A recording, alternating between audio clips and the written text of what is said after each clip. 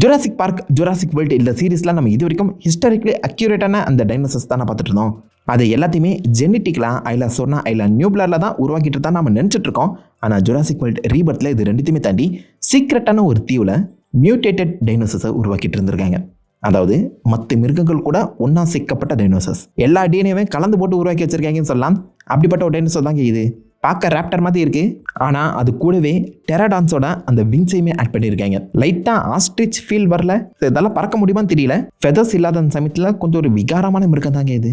இப்போ ரெண்டு டிஎன்ஏவே ஒன்றா மிக்ஸ் பண்ணி புதுசாக இந்த டைனோசருக்கு மியூட்டடானுங்கிற ஒரு பேரை கொடுத்துருக்காங்க. இந்த படத்துக்காகவே உருவாக்கப்பட்ட புது டைனோசர். இது குட்டியாக இருக்கல, இதோட பெருசாக ஒன்று உருவாக்கினா இது வரைக்கும் நம்ம பார்த்த பெரிய டைனோசருங்கிறது இன்டாமினஸ் ரெக்ஸாக தான் இருக்கணும்.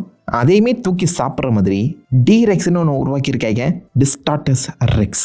6 கால் கொடுத்துருக்காங்க. 10வது குறைக்கி ஜீனாமாஃப், ஏலியன்ஸ் படத்தை வர அந்த ஜீனாமாஃப் மாதிரி ஒரு பெரிய தலையுமே இன்ஸ்பிரேஷனாக வச்சுருக்காங்க. எத்தனை டிஎன்ஏ குழப்பி அடிச்சு வச்சுருக்காங்கன்னு தெரில, ஆனால் இது வரைக்கும் நம்ம பார்த்துலேயே ஒன் ஆஃப் த ப்ரூட்டல் டைனோவா இது இருக்குன்னு சொல்கிறாங்க. டிரெக்ஸ் மாதிரி டிரெக்ஸ் பயங்கரமாக இருக்குது.